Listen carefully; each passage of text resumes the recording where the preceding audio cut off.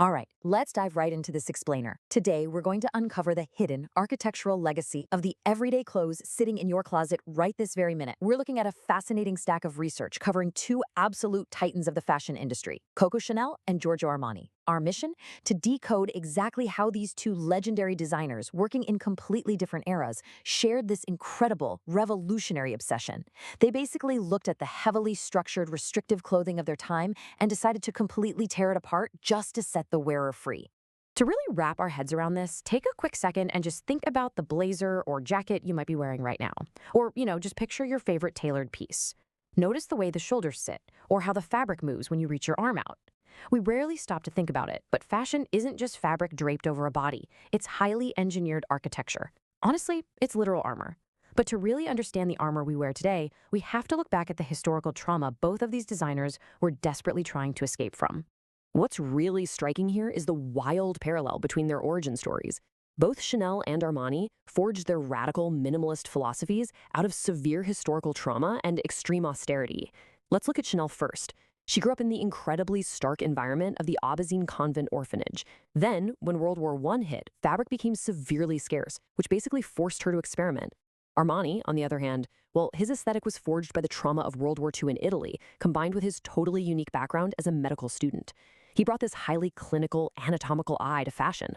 Both of them looked at the accepted uniforms of their time and literally saw prisons that needed dismantling. For Chanel, that prison was the Edwardian corset. We often romanticize historical silhouettes, but let's be totally honest about what those corsets actually were. They were literal rib-crushing cages. Because of that wartime austerity we just talked about, Chanel started using cheap jersey material. And what's absolutely wild is that at the time, jersey was essentially only used for men's underwear. She took this humble, breathable, stretchy fabric and used it to liberate women from heavily boned structures, fundamentally changing how women physically move through the world. It was nothing short of an exorcism of the corset. Jump forward a few decades, and Armani looked at the male corporate uniform and saw something just as restrictive. He examined 20th century menswear, which, by the way, was stuffed with rigid canvas and thick padding, and realized men were basically walking around wearing couches. Bringing that medical student precision to his work, he viewed the traditional padded suit as an obsolete straitjacket.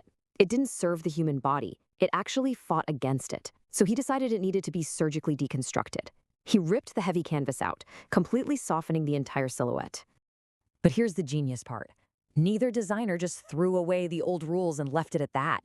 They replaced them with pure engineering. Chanel didn't just toss the corset, she engineered completely new hidden mechanics into her jackets. For instance, she invented a three-part sleeve. Why? Simply so you could actually reach your arms forward without the fabric pulling tightly across your back. She also took heavy tweed exteriors and quilted them directly to a luxurious silk lining. By binding them together, the layers moved as one fluid piece. She gave women the actual physical mobility to drive a car or play golf, all while looking impeccably tailored. And Armani was pulling off the exact same kind of liberation, but for the 1980s corporate world. At that time, women were flooding into boardrooms, but the socially accepted look of authority was entirely male, the rigid men's suit. So Armani adapted his surgically deconstructed men's silhouette for women. He used soft, luxurious fabrics that felt beautiful to wear, but he deliberately maintained these broad, commanding shoulders. He essentially created soft armor. When a woman walked into a boardroom wearing Armani, the structure of the garment forced people to look at her authority rather than her body. It masterfully diverted the patriarchal gaze and offered real professional freedom. Now, what's super fascinating is how this shared philosophy of unrestrictive clothing collided with Hollywood across a 60-year timeline. Because designing for real life is one thing, right?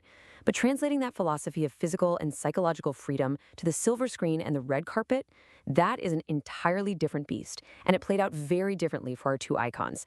Picture this, it's 1931 and the legendary studio executive Samuel Goldwyn pays Chanel $1 million to dress his stars.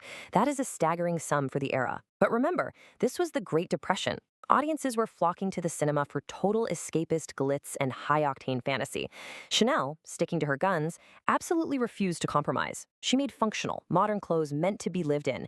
And, well, it completely backfired. The studio system and the critics called her realism a washout. They demanded fantasy, and she offered them grounded reality. So her Hollywood experiment was ultimately rejected as a total disaster. Yet, jump forward 50 years to the 1980s, and Armani conquers Hollywood with that exact same realism. He practically invented modern red carpet dressing, starting by putting Richard Gere in effortlessly draped, unlined suits in the film American Gigolo. So why did it work for Armani when Chanel had failed so spectacularly? Well, because by the 1990s, the new Hollywood era craved exactly that kind of unforced naturalism. Stars no longer wanted to be swallowed up by stiff, theatrical costumes. They wanted their actual personalities to shine through. Just think of Jodie Foster. At the 1989 Oscars, she was heavily mocked for wearing a stiff, off-the-rack dress. 3 years later, in 1992, she wins Best Actress wearing a chic, pearly Giorgio Armani pantsuit. It completely redefined Hollywood glamour for good. Now, you might be thinking, wait a minute, doesn't Armani make highly structured, high-fashion couture now? He sure does, through his Armani Privé line. Let's look at a really modern example of this evolution. At the 2024 Academy Awards, Zendaya wore an intricate Armani Privé piece. It was essentially a corset covered in gunmetal palettes layered with a dusty rose palm tree motif. Now, at first glance, a heavily sequined corset sounds exactly like the restrictive, heavy cage Chanel was trying to destroy in the first place, right? But the magic is entirely in the internal construction. This is exactly how Armani evolved the concept for the modern era. While it looked like a rigid cage of heavy, shimmering sequins on the outside, the garment was entirely engineered with modern, ultra-lightweight internal structures. So, even with all that opulence and layering, it was built to perfectly mold to the body without restricting it. He proved that absolute, breathtaking red carpet fantasy can totally coexist with the wearer's physical comfort. It really is the ultimate synthesis of glamour and liberation. So the crucial takeaway here is this: the clothes you're wearing right now carry this massive hidden legacy. True elegance, as both Coco Chanel and Giorgio Armani proved time and time again, isn't about adding superficial decorations. It's actually achieved by systematically stripping away whatever hinders your physical or psychological freedom. Whether that means engineering a hidden three-part sleeve so you can comfortably move your arms, or softening the harsh lines of a corporate blazer so you can command a boardroom with dignity and ease, the unseen architecture of your elegance really, really matters. Which brings us right back to the beginning and the architecture of that jacket you're wearing today. If Chanel dismantled the literal rib-crushing corset to free the physical body, and Armani surgically deconstructed the rigid corporate suit to liberate professional identity, it leaves us with a fascinating thought to end on. Take a look around at the world today. What everyday armor, what modern restrictive uniform is just waiting to be completely torn apart next?